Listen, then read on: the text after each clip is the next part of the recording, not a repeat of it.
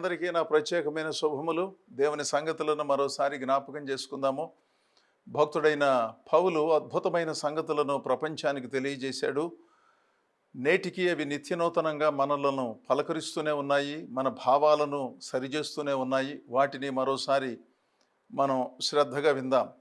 1 కొరింథీ పత్రిక 2వ అధ్యాయము 5వ వచనములో పౌలు భక్తుడు ప్రస్తావించినటువంటి మాట, నేను మాట్లాడినను సువార్త ప్రకటించినను జ్ఞానయుక్తమైన తీయని మాటలను వినియోగింపక పరిశుద్ధాత్మయు దేవుని శక్తియు కనుపరుచు దుష్టాంతములనే వినియోగించి తినే. ఇది మహాపండితుడు, గొప్ప మేధావి అయినటువంటి పౌలు చెప్పినటువంటి మాటలు. తీయని మాటలు అంటే మూల భాషలో ఉన్న అర్థాన్ని మనం గ్రహించినట్లయితే, ప్రజలు అనగా వినేవారు ఏ సంగతులను వినాలని కోరుకుంటున్నారో ఆ సంగతులను బోధించకుండాను, దేవుడు ప్రజలకు ఏ సంగతులు చెప్పమని చెబుతున్నాడో వాటిని మాత్రమే నేను జరిగిస్తున్నాను అని చెప్పిన సందర్భం. దీనిని మనం చాలా జాగ్రత్తగా పరిశీలన చెయ్యాలి. నేను మాట్లాడినను సువార్త ప్రకటించినను జ్ఞానయుక్తమైన తీయని మాటలను వినియోగింపక పరిశుద్ధాత్మ ఆలోచన చొప్పున నేను నడుచుకుంటున్నాను అని చెప్పకనే చెప్పాడు. ఇది చాలా ప్రాముఖ్యమండి. జ్ఞానంగా మాట్లాడటం, మధురంగా మాట్లాడటం తప్పేమీ కాదు. కానీ కొన్ని సంగతులను మనము వివరింపవలసి వచ్చినప్పుడు, వినవలసి వచ్చినప్పుడు, చదవవలసి వచ్చినప్పుడు కొన్నిసార్లు కొన్ని సంక్లిష్టముగా అనిపించినా, కాస్త కష్టముగా అనిపించినా అవి మనకు మేలు చేస్తాయి కనుక మనందరం శ్రద్ధగా వినటమే. ఉదాహరణకు, ఎవరైనా వైద్యుల దగ్గరకు వెళ్ళారనుకోండి, కొన్ని రోజులు కొన్ని మందు బిళ్ళలు ఇచ్చి ఏదో ఒక విధంగా వాళ్లకు స్వస్థత చేకూర్చే ప్రయత్నం చేస్తారు. అది కుదరనప్పుడు ఇక కుదరదండి, పరీక్షలలో తేలిన పద్ధతిని బట్టి చూస్తే మీకు శస్త్రచికిత్సను చేయక, మీకు శస్త్రచికిత్సను చేయటం తప్ప వేరే దారి లేదు అని చెప్పినప్పుడు మనం కొంత కలవరపడతాం. అమ్మో, నా శరీరాన్ని కోస్తారు, నేను దానిని భరించలేను, ఆ నొప్పులను భరించలేము అని మనలో మనం అనుకుని కంగారు పడినంత మాత్రాన వైద్యులు దానికి ఒప్పుకోరు కదండి. లేదండి, తప్పనిసరిగా ఆ చికిత్స ఆ పద్ధతిలో చేయకపోతే మీకు ప్రాణాపాయం సంభవిస్తుంది అంటే ఏం చేస్తాం చెప్పండి? డబ్బులిచ్చి మరీ శరీరాన్ని కొయ్యమని అప్పగిస్తాం కదండి. అది పద్ధతి కదండి. నాకు నొప్పిగా ఉంది, నాకు బాధగా ఉంది కనుక నాకు ఇది వద్దండి అంటే మనిషే గల్లంతైపోయే ప్రమాదం లేదు. అలాగే దైవ సంబంధమైనటువంటి సంగతులు నాకు తోచినట్లుగా నేను, మీకు తోచినట్లుగా మీరు బోధించడం, అసలు మీరు ఏ మాటలైతే వినగలరో వాటిని నేను గ్రహించి మీకు బోధించడం, ఏం చేసినా పర్వాలేదు, దేవుడు తన ప్రేమలో నుంచి మనలను క్షమించాడు, చేసిన పాపాలు క్షమించాడు, చేస్తున్న పాపాలు క్షమిస్తున్నాడు, చేయబోయే పాపాలు క్షమించాడు, దేవుడు తన కృపను విస్తారముగా విస్తరింపజేశాడు కనుక ఒకసారి రక్షణ పొందితే జీవితాంతము రక్షణ పొందినట్లే, ఏం పర్వాలేదు, దేవుడు ప్రేమమయుడు, అర్థం చేసుకుంటాడు, ఇలాంటి మాటలు వినాలని సహజంగా మనందరం కోరుకుంటాం. ఇది మనిషి యొక్క ఆలోచన విధానం. అయితే ఓ దశకు వచ్చిన తర్వాత కొన్ని సంగతులను గ్రహించాలి. పిల్లలుగా ఉన్నప్పుడు పిల్ల చేష్టలు చేస్తూ కొంతకాలం జీవితం నడిచింది. అందరి జీవితంలోనూ ఇది ఉన్నది. తెలిసి తెలియక అబద్ధాలు ఆడటం, చిల్లర దొంగతనాలు చేయటం, పిచ్చి మాటలు మాట్లాడటం, అవగాహన లేకపోవటం. ఎందుకంటే బుర్రలో జ్ఞానం ఉన్నప్పటికీ అది పరిస్థితుల వలన, ప్రజల వలన, దేవుని వాక్యము వలన విప్పారనందున సంకుచిత భావాలతో చదువుకున్న రోజుల్లో కొన్ని తరగతులలో మనం వింతగా ప్రవర్తించాము. ఆ తర్వాత వాటిని జ్ఞాపకం చేసుకున్నప్పుడు నేను అలా ఎందుకు ప్రవర్తించాను, ఎందుకు అలా మాట్లాడాను, చిచి అని అనిపిస్తుంది కదా, కనీసంగా కొంతమందికి అయినాను.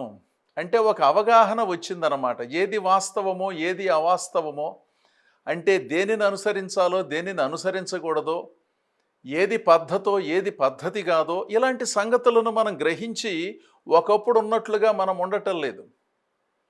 పెద్దలు చెప్పినప్పుడు, ఉపాధ్యాయులు చెప్పినప్పుడు, సూటిగా స్పష్టంగా చెప్పినప్పుడు, కాస్త గద్దించి చెప్పినప్పుడు అర్థం చేసుకుని, అమ్మా నాన్న నన్ను ప్రేమించే కదా నన్ను గద్దించారు, చదవకుండా అటు ఇటు తిరిగితే చాలా డబ్బులు ఖర్చు పెడుతున్నారు నా మీద, బాధతో అలా అన్నారులేనని అర్థం చేసుకుని అదే ఇంట్లో ఉంటూ ఆ తల్లిదండ్రులను గౌరవిస్తూ తాత్కాలికంగా కాస్త కోపం వచ్చినట్లుగా అనిపించినా ఆ తర్వాత సర్దుబాటు చేసుకుని మన జీవితాలను కొనసాగిస్తున్నాము.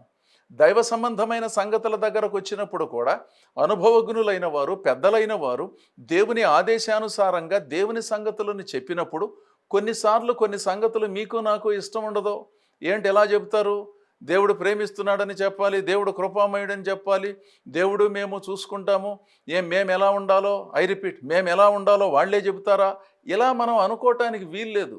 వాళ్ళు వీళ్ళు ఎవరో మనం ఎలా ఉండాలో చెప్పటానికి దేవుడు మనకు ఒక మనస్సునిచ్చాడు, మనకు ఒక కుటుంబాన్ని ఇచ్చాడు, మనకు ఒక కుటుంబ పెద్దనిచ్చారు, దైవదాసులను ఇచ్చారు. వాళ్ళ ద్వారా దేవుడు కొన్ని సంగతులను ఆధ్యాత్మిక కోణంలో తెలియజేస్తారు. వాళ్ళెవరో వీళ్ళెవరో అని అనుకుంటే మనం కూడా ఇతరులకు ఏమీ చెప్పలేం కదా. వాళ్ళు చెప్పిన మాట నేను వినను అని నేను అన్నాను అనుకోండి, మరి నేను చెప్పిన మాట ఇతరులు వినవలసిన అవసరం లేదు కదా. ఒకసారి ఆలోచన చేయండి. వాళ్ళెవరండి నా జీవితాన్ని నడిపించడానికి?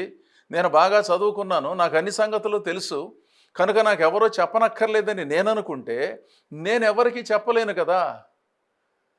నేర్చుకుంటూ నేర్పించే పద్ధతిలో మీరైనా నేనైనా ఉండాలి కదా. 100 సంవత్సరాలు బ్రతికినా, 200 సంవత్సరాలు బ్రతికినా, ఎన్ని వందల సంవత్సరాలు బ్రతికినా అని 100 సంవత్సరాలు బ్రతకం. కానీ ఉదాహరణకు చెబుతున్నాను, సర్వము గ్రహించడం సాధ్యమవుతుందంటారా? దేవుని జ్ఞానాన్ని మనం గ్రహించగలమా? దేవుని బుద్ధి బాహుళ్యమును మనము గ్రహించగలమా?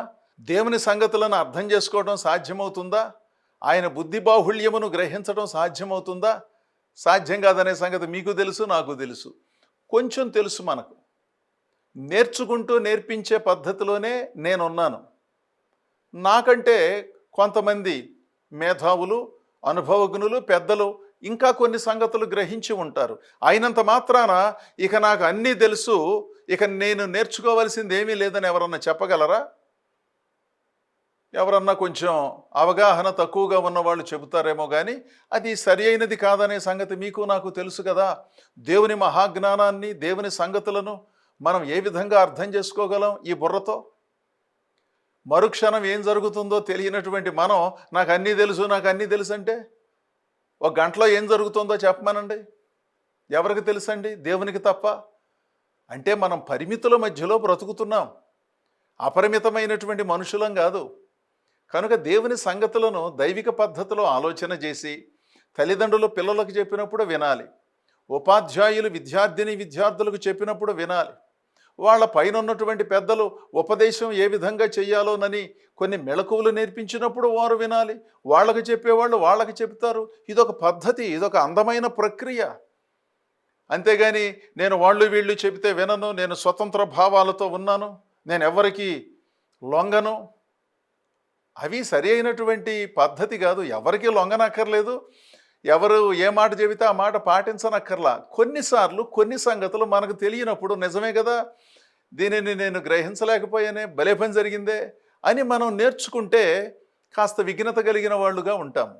ఇక్కడ జ్ఞానయుక్తమైన తీయని మాటలు అంటే ప్రజలు వినాలనుకునే మాటలు, ప్రజలు కోరుకునే మాటలు, ప్రజలు కోరుకునే కార్యక్రమాలు, ప్రజలను నవ్వించి కవ్వించి వాళ్ళను అదో రకమైనటువంటి పద్ధతిలో ఆకర్షించే సంగతులను నేను జరిగించక ఆధ్యాత్మిక విజ్ఞానముతో పరిశుద్ధాత్మ నాకు అనుగ్రహించిన శక్తి కొలది ప్రజలను దేవుని వైపుకు నడిపిస్తున్నాను అని చెబుతున్నాడు. అది జ్ఞానయుక్తమైన తీయని మాటలు అంటే.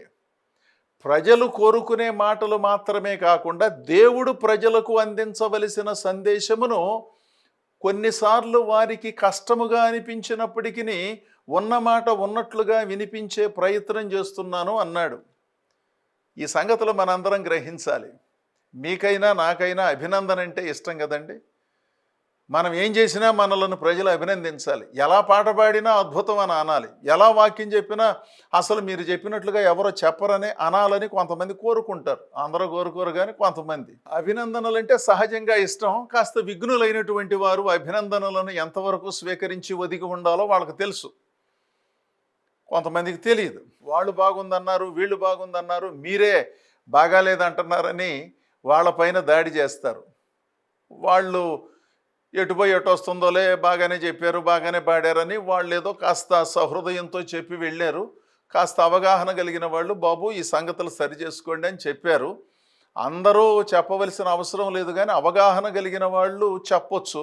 ఎవరు పడితే వాళ్ళు తగుదనమ్మా అంట బయలుదేరి నేను చెబుతానంటే అది సరి అయినటువంటిది కాదు. వాటిని మినహాయించి పెద్దలైన వారు, తల్లిదండ్రులు, అనుభవజ్ఞులైన వారు కొన్ని సంగతులు చెప్పినప్పుడు ఓ అలాగండి, నేను వాటిని గ్రహించలేదు, నేను పరిశీలిస్తాను, నేను నేర్చుకుంటాను, సవరించుకుంటాను. ఇది దైవ సంబంధమైన లక్షణం. జ్ఞానయుక్తమైన తీయని మాటలే ఎప్పుడూ కూడా మన దగ్గరకు వచ్చి మనలను ప్రజలందరూ మెచ్చుకోవాలనే భావన కాదు. కొన్నిసార్లు మెచ్చుకుంటారు, కొన్నిసార్లు సవరణ చేస్తారు. ఏముంది దానికి? మరలా చెప్తున్నాను, ఎవరు పడితే వాళ్ళు సరిగా దేవుని వాక్యాన్ని వినకుండాను, సరిగా భక్తి చేయకుండాను, సరిగా ఆరాధనకు రాకుండాను నేను సవరిస్తాను, నేను భక్తిని నేర్పిస్తానంటే కుదరదు. కానీ వాళ్ళను మినహాయించి మనం కొన్ని పద్ధతులలో కొనసాగే వాళ్ళ మాటలు వినాలి కదా. ఎంతసేపు వాళ్ళలా బోధించారు, వీళ్ళలా బోధించారు, బోధ ఎలా చేయాలి, అలా చేయాలంటే మనకిష్టమైన పద్ధతిలో దేవుడు మాట్లాడాలని కోరుకుంటామా? దేవునికి ఇష్టమైన పద్ధతిని మనం అనుసరిస్తామా?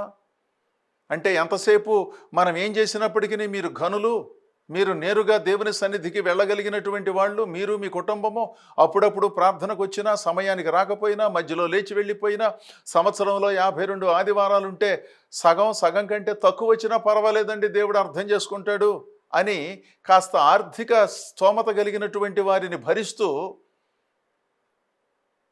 వాళ్ళతో ఇలా మాట్లాడకూడదండి, అలా మాట్లాడకూడదు, అలా మాట్లాడితే వాళ్ళు మన సంఘానికి రారు, వేరే సంఘానికి వెళ్ళిపోతారు, కనుక మనం వాళ్ళను నిలుపుకోవాలి, అది వివేకం అన్నట్లుగా భావిస్తారు.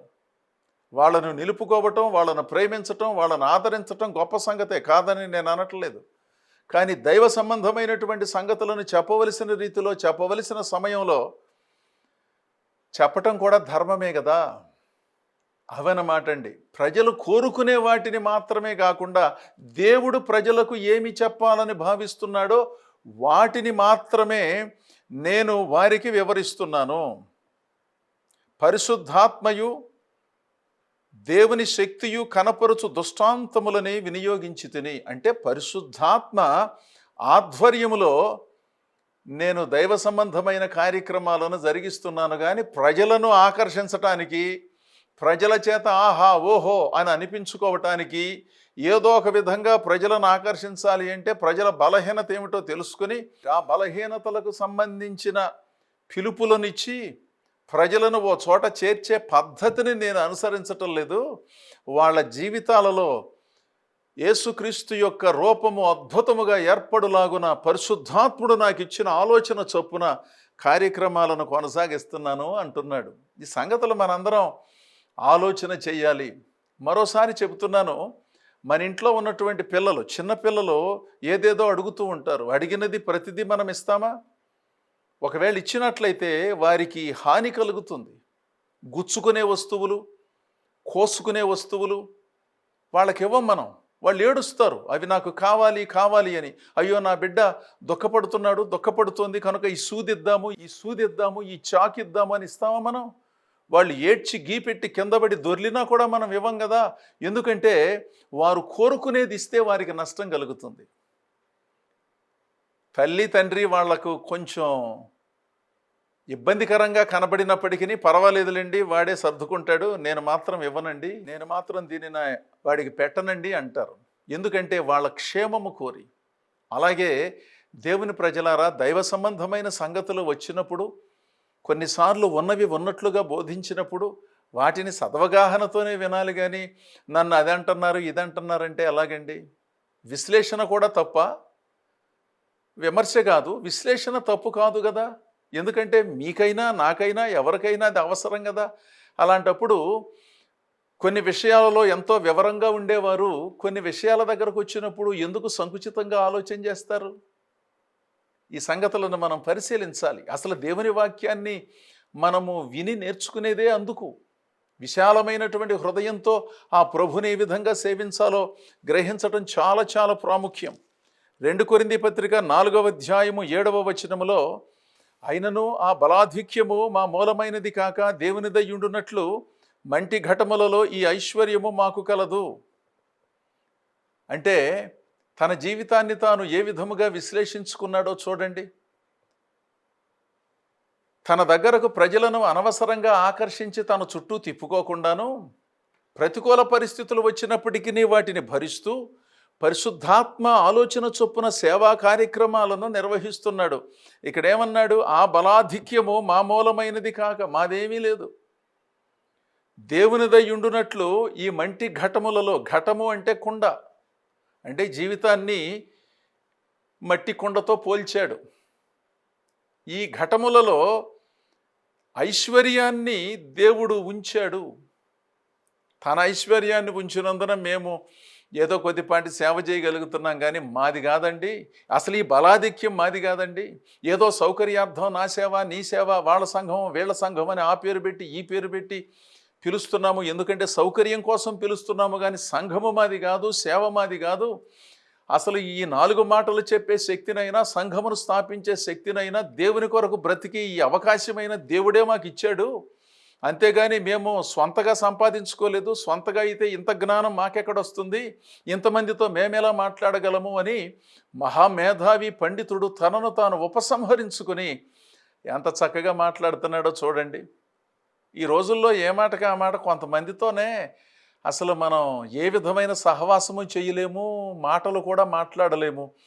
అనుభవం లేకపోయినా, ఆచరణ లేకపోయినా, అందరికంటే అగ్రగణ్యులైనట్లుగా ఏదేదో వింత భక్తి పద్ధతులను అనుసరిస్తూ వాటినే నేర్పిస్తూ విశాలమైనటువంటి దర్శనంతో కొనసాగుతున్నామని భావిస్తున్నారు. వాళ్ళ చుట్టూ తిరిగే వాళ్ళు చాలామంది ఉన్నారు. ఒక నిబద్ధతతో, ఒక నిష్ఠతో, ఒక క్రమశిక్షణతో, ఒక నీతితో, ఒక ధర్మంతో, ఒక దర్శనంతో, ఒక భారంతో దేవుని సేవలు చేసేటటువంటి వాళ్ళను గుర్తించడం కొంతమందికి చేతగాటలేదు. వాళ్ళ ఇళ్ల పక్కనే ఉంటారు, వాళ్ళ ఊళ్ళోనే ఉంటారు, ఒక వీధి అవతల ఉంటారు. యోగ్యులు, సమర్థులు, ప్రార్థనా పరులు ఎప్పుడూ హడావిడి ఆర్భాటం చేయరండి. వాళ్ళు ఎప్పుడూ సామాన్యంగానే ఉంటారు. వాళ్ళల్లో ఉన్న సామర్థ్యాన్ని గుర్తించడం కొంతమందికే సాధ్యం అవుతుంది. ప్రజలకు కావలసిన హడావిడి ఆర్భాటం వాళ్ళు సృష్టించరు. ప్రజలకు ఏది అవసరమో, ప్రజలకు మధురమైన సంగతులు అవసరము గనుక మనము కూడా ఇలాంటి పద్ధతులు, ఇలాంటి తీయని పద్ధతులు, ఇలాంటి ప్రజాకర్షణ పద్ధతులు కల్పించుకుని విస్తారమైన సొమ్ములను ఖర్చు పెట్టి ఈ విధంగా చేస్తే, ఇలాంటి పద్ధతులను మనం అనుసరిస్తే ప్రజలందరూ మన దగ్గరకు కూడా వస్తారని ప్రజాకర్షణ పద్ధతులనే అనుసరిస్తున్నారు. కానీ దేవుని వైపునకు ప్రజలను ఆలోచించాలనే ఆలోచన రోజు రోజుకి తక్కువ అవుతున్నట్లుగా ఉంది. ఇక్కడ మహాపండితుడు తనను తాను ఉపసంహరించుకున్న విధం చూడండి. అసలు ఈ బలాధిక్యము మా మూలమైనది ఏ విధంగానూ కాదు, దేవునిదేనో. దేవుడే ఈ జీవితాలలో తన ఐశ్వర్యాన్ని ఉంచాడు. అందుకని 2 ముక్కలు చెప్పగలుగుతున్నాము, దేవుని సేవ చేయగలుగుతున్నామని అద్భుతమైనటువంటి భావాన్ని వ్యక్తం చేశాడు. దేవుని ప్రజలారా, ఈ రోజున మనందరం కూడా ఈ పద్ధతిని అనుసరించాలి. మన భావజాలాన్ని సవరించుకోవాలి. ఇప్పటికే సవరించుకున్నవారు మరలా సవరించుకోవలసిన అవసరం లేదు. కానీ ఒకవేళ తడబడుతూ ఉన్నవారు, తెలిసి తెలియని వారు, కొంతమంది యవనస్తులు, వారికి తెలియనందున ఇదే సేవా విధానం అని భావించేటటువంటి వాళ్ళు తమ్మును తాము ఉపసంహరించుకుని దేవునికి ప్రాధాన్యతనిస్తూ ప్రజాకర్షణకు సంబంధించినటువంటి సంగతులతో వ్యవస్థను నడపకుండాను దేవుడు ప్రజలకు ఏం చెప్పాలనుకుంటున్నాడు, ఏం బోధించాలనుకుంటున్నాడు, ఏమి చెబితే వారి జీవితాలు అర్థవంతంగా, ఆధ్యాత్మికంగా స్థిరపడతాయో వాటిని తెలుసుకుని ప్రజలకు తెలియచేయటం చాలా చాలా ప్రాముఖ్యం. ఆ తరువాత పౌలు భక్తుడు 1 కొరింథీ పత్రిక 3వ అధ్యాయము 6వ వచనములో ఓ అద్భుతమైనటువంటి ఆలోచనను వ్యక్తం చేశారు. నేను నాటితిని, అప్పుల్లో నీళ్లు పోసెను, వృద్ధి కలుగజేసిన వాడు దేవుడే. చూసారా దేవునికి ఎంత ప్రాధాన్యతనిచ్చాడో. ఎంతో కష్టపడి కొరింథీ పట్టణములో సేవను ఆరంభించి సంఘమును నిర్మించినది పౌలు. ఆయనకు కొంతమంది సహకారులు ఉన్నమాట నిజం. అప్పుల్లో నీళ్లు పోసిన మాట నిజం. అతడు కూడా గొప్ప వేదాంతి, బహుముఖ ప్రజ్ఞాశాలి, అద్భుతముగా దేవుని సంగతులు చెప్పగలిగిన ధీశాలి. కొంతకాలం పౌలుతో కలిసి పనిచేశాడు. ఆ సంగతిని ఇక్కడ ప్రస్తావించాడు. నేను దేవుని సువార్త చెప్పాను. ఇక్కడ సంఘమును ప్రధానంగా ఏర్పాటు చేయటంలో ఎన్నో ప్రతికూల పరిస్థితులను ఎదుర్కొని వచ్చి ఇక్కడ నాటాను, అదే సంఘమును ఏర్పాటు చేశాను. అపోల్లో నీళ్లు పోశాడు. అంటే నేను అటు ఇటు వెళ్ళి దేవుని వాక్యాన్ని అందించిన సమయంలో కొంతకాలం ఇక్కడుండి వాళ్ళను ఆధ్యాత్మికంగా పోషించాడు, జీవజలములతో నింపాడు. సంతోషం. అయితే వృద్ధి కలగజేసింది దేవుడు మాత్రమే. వృద్ధి కలగజేసిన దేవుడే గొప్ప కానీ, నాటినవాడు కానీ, నీళ్లు పోసినవాడు కానీ ఓ ఘనతను అధికముగా పొందటానికి అవకాశం లేదుగా అంటున్నాడు. అసలు ఈ రోజుల్లో ఏమీ చేయకుండానే అత్యధికమైనటువంటి ఘనతను పొందాలని, అడ్డదారిలో ఘనతను పొందాలని, తెల్లవారేలోపే గుర్తింపును పొందాలని ఎంత ప్రాకులాట జరుగుతుందో. దేవుడు చెప్పనివి, దేవుడు చెప్పినవి ఏది పడితే అది చెప్పి, ఎక్కడికి పడితే అక్కడికి వెళ్ళిపోయి హడావిడిని, ఆర్భాటాన్ని సృష్టించి లేఖనాలలో ఉన్న సారాన్ని అర్థం చేసుకుని ప్రజలకు అర్థమయ్యేటట్లుగా బోధించే పద్ధతులను విస్మరించి అదో రకమైనటువంటి పద్ధతిలో కొనసాగుతూ ఉంటే అలాంటి సేవలను కూడా ఈ రోజుల్లో మనం చూస్తున్నాం. ఇక్కడ పౌలు భక్తుడు చెప్పిన మాట ఏమిటండి? నేను నాటాను, అపోల్లో నీళ్లు పోశాడు, వృద్ధి కలగజేసిన వాడు దేవుడే. అసలు ఈ మంటి ఘటములలో ఐశ్వర్యాన్ని ఉంచినది దేవుడే. జ్ఞానయుక్తమైన తీయని మాటలు మాట్లాడే సేవలు నేను చేయటం లేదు. ఉన్నది ఉన్నట్లుగా చెబుతున్నాను, ప్రజలకు అర్థమయ్యేటట్లుగా చెబుతున్నాను. కొన్నిసార్లు ప్రజలు ఇబ్బంది పడినప్పటికీ ఈ రోజు కాకపోతే రేపో ఎల్లుండో ఆ సంగతులు గ్రహించి స్థిరపడతారనే ఉద్దేశంతో వ్యక్తిగత ప్రయోజనమునకు ఏ విధమైన అవకాశము లేకుండా, వ్యక్తిగత లబ్ధిని పొందటానికి అవకాశం ఇచ్చే ప్రత్యక్ష పరోక్షమైన మాటలు మాట్లాడకుండా నేను చెప్పదలిచిన దేవుని సంగతులనే ప్రపంచానికి అందిస్తున్నాను, పరిశుద్ధాత్మని ఆలోచనలు మాత్రమే నేను చెబుతున్నానని చెప్పిన ఈ మహానుభావుని అంతరంగాన్ని మనం అర్థం చేసుకోవాలండి. ఏ విధమైనటువంటి స్వార్థము లేదు, ఏ విధమైనటువంటి ప్రతిఫలాపేక్ష లేదు. తాను చెప్పదలిచిన సంగతులను ప్రజలలో స్థిరముగా నాటటానికి పౌలు భక్తుడు ప్రయత్నించినటువంటి విధం ఎంత గొప్ప కదా. నాణ్యమైన సేవలకును నాశరకపు సేవలకు ఎప్పుడు వ్యత్యాసం కనబడుతూనే ఉంటుందండి. యోగ్యులు సమర్థులైనటువంటి వారి ధోరణి వేరు, వాళ్ళ ఆలోచన విధానం వేరు, వాళ్ళకున్నటువంటి ఆలోచన పరిధి కానీ ఆధ్యాత్మిక లోతులు కానీ వేరు. అలాంటి యోగ్యులు సమర్థులైనటువంటి దైవ సేవకులు మీ ప్రాంతాలలో చాలామంది ఉన్నారు. వాళ్ళను గమనించండి, వాళ్ళను గుర్తించండి, వాళ్ళకు చేయూతనివ్వండి, వాళ్ళ దగ్గరికి వెళ్ళి కూర్చోండి, ఖాళీ ఉన్నప్పుడు ఏదన్నా చెప్పమని అడగండి, వాళ్ళతో కలిసి ప్రార్థించండి. వాళ్ళకి ఏదైనా మీరు చేయూతనివ్వగలిగితే ఇవ్వండి. ఎందుకంటే దేవుని సేవలు జరగటానికి ఆర్థిక చేయూత కూడా ఎంతో ప్రాముఖ్యము కదా. యోగ్యులు సమర్థులైనటువంటి వారిని పట్టించుకోకపోతే ఎవరిని పట్టించుకుంటా అని చెప్పండి.